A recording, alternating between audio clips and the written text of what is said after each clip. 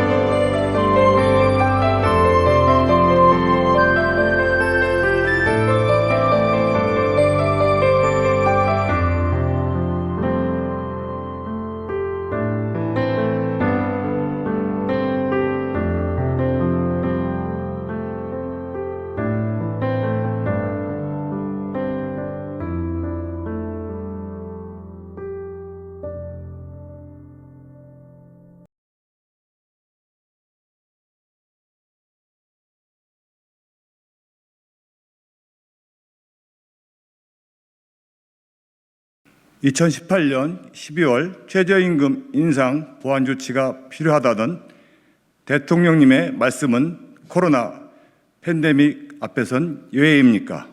2022년도 적용 최저임금이 9,160원으로 결정됐습니다. 노사 모두 반발한 가운데 사실상 정부 입장을 대변하는 공익위원이 결정한 최저임금이라고 해도 과언이 아닙니다. 최저임금의 주요 선진국에는 없는 주휴수당까지 포함하면 이미 시간당 임금은 1만 원을 넘어섰습니다. 이런 상황에서 일각에서는 문재인 정부의 평균 최저임금 인상률 7.2%가 이전 정부보다 낮은 수준이라고 주장하고 있습니다. 주장에 유리한 수치만 부각하려는 궤변에 불과합니다. 임기 초반 30%에 가까운 인상으로 기초 체력이 바닥을 드러내고 경제에 큰 충격을 미친 것은 왜 외면합니까? 차라리 연평균 7%씩 안정적으로 올렸더라면 지금 중소상공인들이 이렇게 분노하겠습니까? 일찍이 업종별로 최저임금을 적용했더라면 이런 결과가 초래되었습니까? 문재인 정부 경제 정책의 기저를 이루는 소득주도 성장의 실패와 2년 가까이 이어지는 코로나 팬데믹으로 중소상공인 자영업자들이 폐업의 문턱에 몰려 있습니다. 한국경제연구원이 어제 12일 발표한 2021년도 상반기 골목상권 현황 보고서에 따르면 올해 상반기 식당과 카페, 슈퍼마켓, 편의점 등 소상공인 매출액은 전년 대비 21.8% 감소했고 순이익 또한 17.7% 감소했습니다. 계속되는 내수 침체와 중소상공인 자영업자에게만 희생을 강요하는 방역 대책, 최저임금 인상까지 중소상공인들과 영세업체들로선 버텨낼 재간이 더 이상 없습니다. 지난해 고용원 있는 자영업자는 16만 5천 명 줄어 1998년 IMF 이후 최대 감소폭을 기록했습니다. 반면 고용원이 없는 자영업자는 9만 명 증가했습니다. 직원을 내보내고 1인 자영업자로 돌아섰다는 것입니다. 일자리가 필요한 사람에게는 일자리가 없어지고 일과 가정을 양립하고자 했던 자영업자는 일에만 내몰리고 있습니다. 더욱이 지난해 최저임금을 받지 못한 근로자는 319만 명으로 전체 임금 근로자의 15.6%에 달한다고 합니다. 뿐만 아니라 주 15시간 미만의 초단시간 취업자는 2018년 3월 이후 36개월 연속 100만 명을 웃돌고 있다고 합니다. 최저임금 인상으로 인한 피해는 고스란히 임시, 일용직과 같은 취약계층 사회 경제적 약자의 몫입니다. 최저임금은 근로자의 생활 안정을 위해 반드시 필요한 일이지만 중소상공인이 쓰러지면 일자리도 임금도 있을 수 없습니다. 이에 따라 최저임금법 개정안을 대표 발의했습니다. 첫 번째, 현행법상 일, 주, 월 등으로 정해진 임금을 시급으로 환산하여 최저임금법의 준수 여부를 확인하기 위한 환산 방식은 시행령에 규정되어 있습니다. 그러나 최저임금 산정 기준의 문제는 형사처벌 등 범죄의 구성 요건과 관련되는 부분이므로 이를 법률로 상향하여 명확히 규정하고자 합니다. 두 번째, 또한 현 임금 산정 방식에 따르면 실제 근로하지 않는 시간, 주휴시간이 근로시간에 포함되어 있습니다.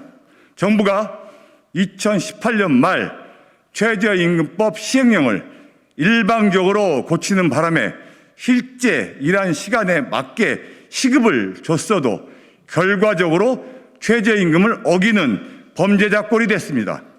이에 이른바 주휴수당은 임금 총액에 포함시키되 이를 환산할 때는 주휴시간을 제외한 시간으로 나누도록 함으로써 중소상공인과 영세자영업자의 부담을 덜어주고자 합니다.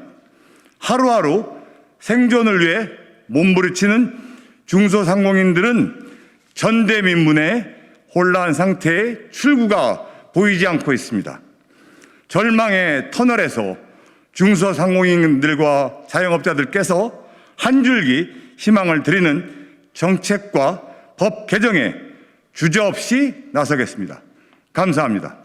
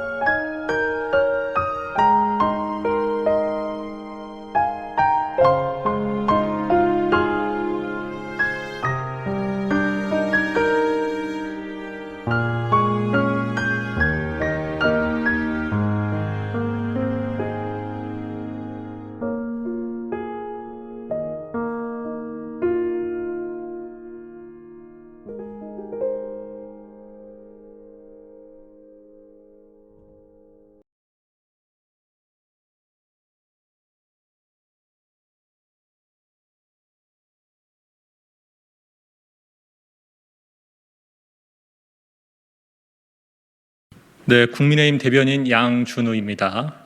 양양자 의원의 제명 결정에 대해 브리핑하겠습니다. 또다시 발생한 권력형 성범죄, 꼬리 자르기로 끝낼 일이 아닙니다. 어제 민주당 윤리심판원이 지역 보좌진의 성범죄 의혹과 2차 가해, 회유 논란까지 빚은 양양자 의원에 대해 제명 결정을 내렸습니다. 하급자에게 지속적인 성희롱, 성폭행을 일삼은 가해자의 권력형 성범죄는 어떠한 이유로도 용납되어서는 안 되며 엄벌에 처해야 마땅할 것입니다.